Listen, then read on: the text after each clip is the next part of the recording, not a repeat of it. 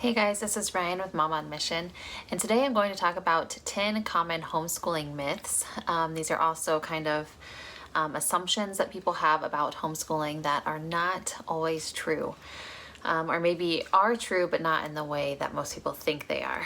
And so these are in no order. I just kind of thought off the top of my head, what are some things that people have assumed about us as homeschoolers and have been asked of us? And then I also kind of hit the internet and saw what it was that people assumed about homeschooling, and just kind of answered those according to what I know in our own personal homeschool and what I know because I know a lot of homeschoolers.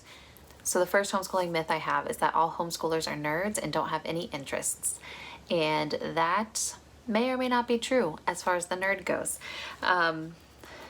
But nerds aren't always a bad thing.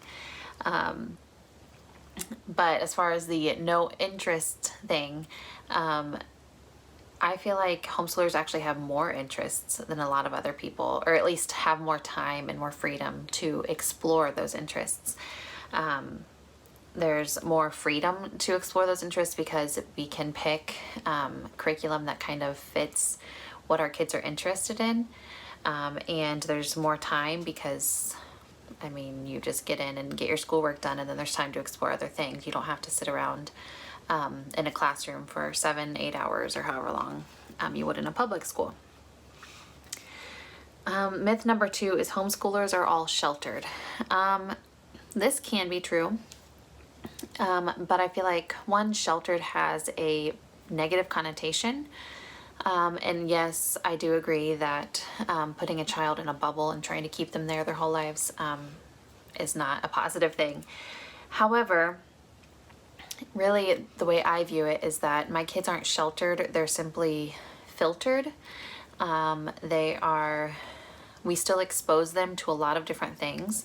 We discuss a lot of different things, but they have their mom right there, someone who cares for them and loves them and is going to take those things that we encounter and help them process them, instead of just throwing them to a pack of wolves and saying, here you go, have fun.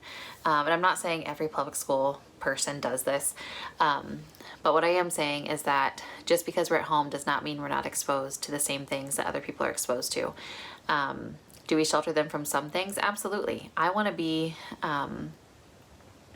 to know when my child is hearing about sex for the first time, or when my child is hearing, curse words or whatever else. So yes, we do shelter them some. But more importantly than just sheltering them, we help them process these things as they encounter them. And homeschooling myth number 3, all homeschoolers are unsocialized. So could we even talk about homeschooling myths without talking about socialization? And for one, I hate the word socialization because, as you've seen, I'm sure, we socialize our pets. We educate our children and love our children and help our children grow. We don't socialize them. And if you've ever been to a public school, you've heard a teacher say, we're not here to socialize, we're here to learn. So I don't really understand why this is such a big deal. But putting all that aside, I would say my kids are very social. The kid that I have that is the least social, that is simply his personality. And that was my personality growing up. I was the kid who, did I have friends? Yes. But being in public school my whole life did not make me more social. I mean, I had friends, but there were lots of times that I spent free time in the bathroom hiding out because I didn't want to talk to people. So putting a kid in public school is not going to necessarily make them a social person. Sometimes that is just who they are. And,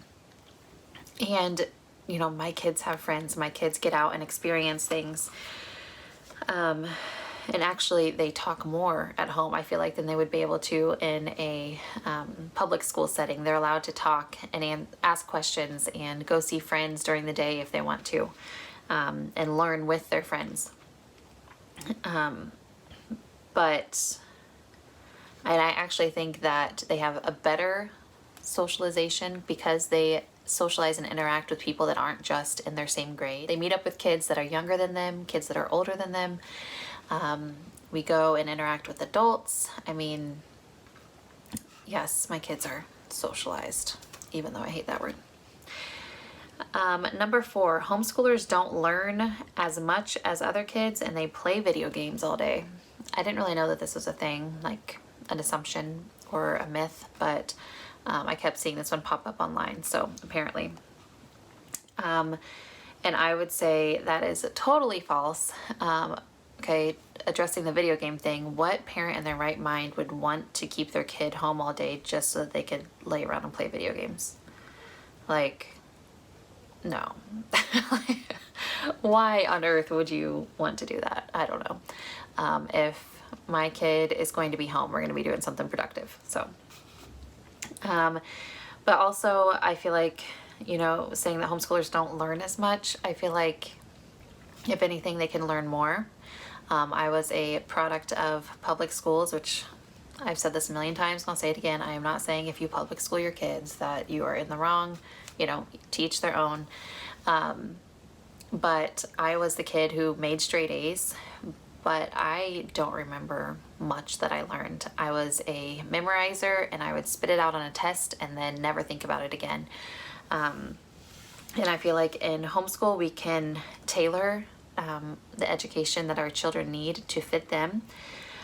We can set the pace. We can move quickly if they need to move quickly. We can slow down if they need to slow down. We can pick different curriculum. We can adapt to their learning style, and we have that one-on-one attention with them. So saying that homeschoolers can't learn as much as public school kids, that's just ridiculous. And on that same note, number 5, homeschool parents are lazy. And I have heard this because I feel like a lot of homeschool families have a stay-at-home mom. It's not always the case. I know stay-at-home dads. I know moms who work from home. I know moms who work during the evening and stay home with their kids during the day, whatever the case may be.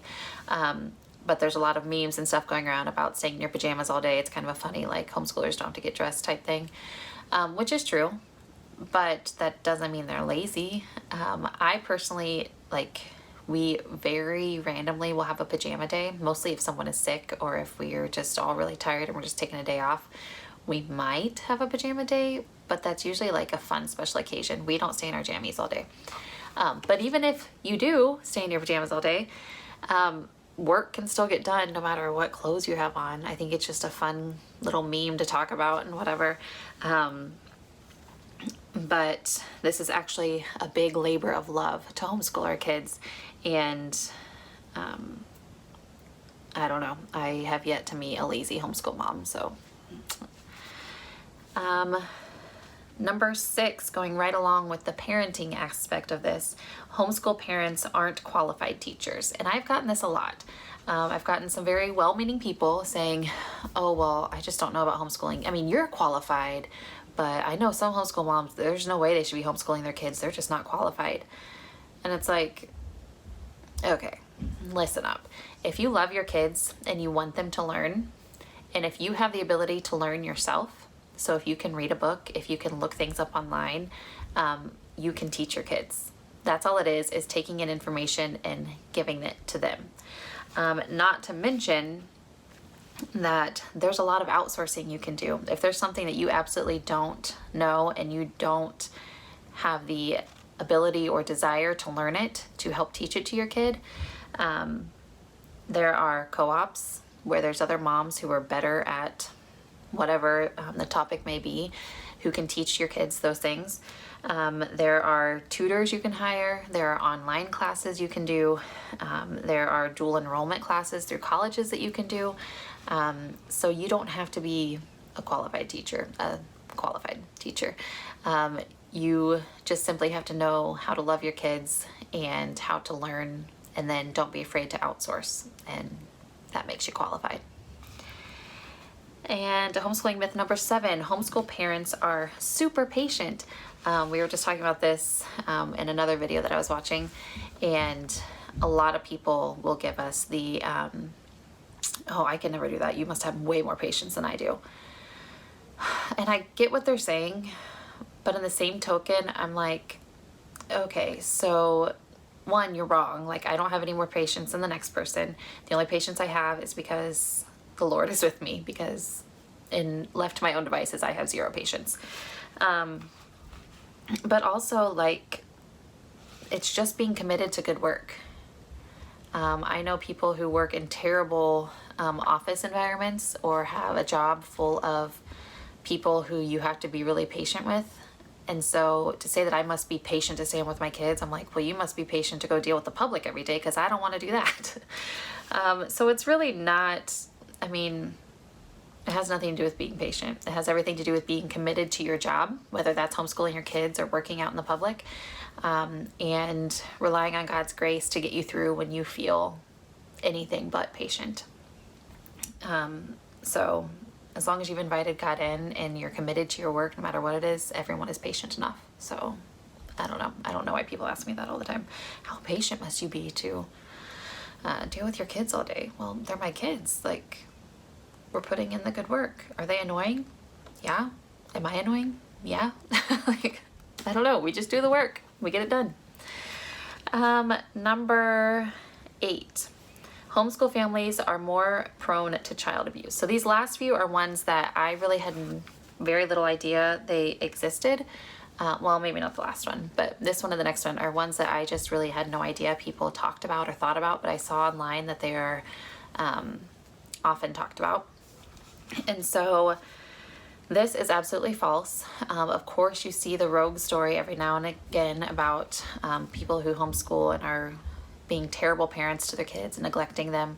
But the statistics that were once used to show this and to prove that homeschool families tend to be more abusive, they were also lumping together truant children with those homeschool families, and that's not the same thing. So a truant child is a child who is enrolled in public school and then their parent just stops taking them. That's not a homeschool parent. A homeschool parent has made the choice to school at home and is actually doing that.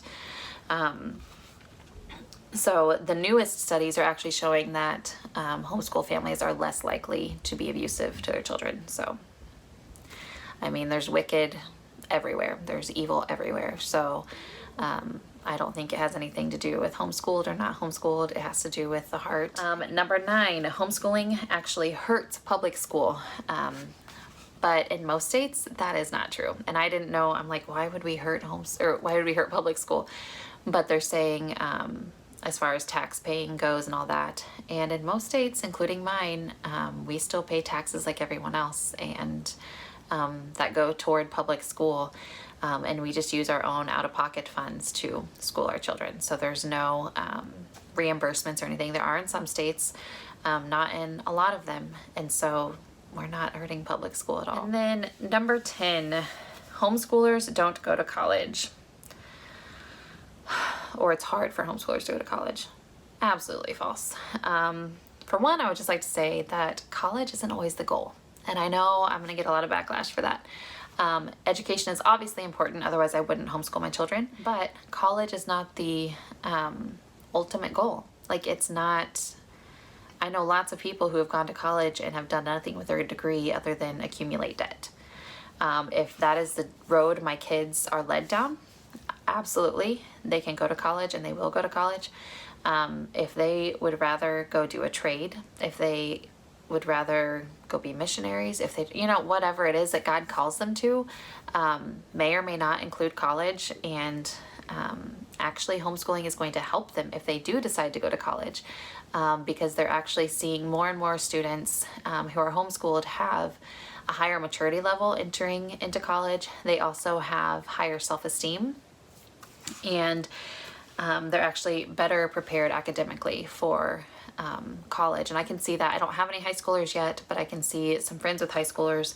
They let them work very independently, and they kind of let them take the reins, and they give them a lot of responsibility, and they, help them figure that out. And so by the time they do get to college, they're kind of already used to that. Whereas I feel like in public school, everyone's telling you where to be and when, and and then when you go to college, you're like, wait, I don't have to go to class? Okay. Again, that's not bashing public school. It's just kind of how I saw a lot of my friends coming out of high school and going into college.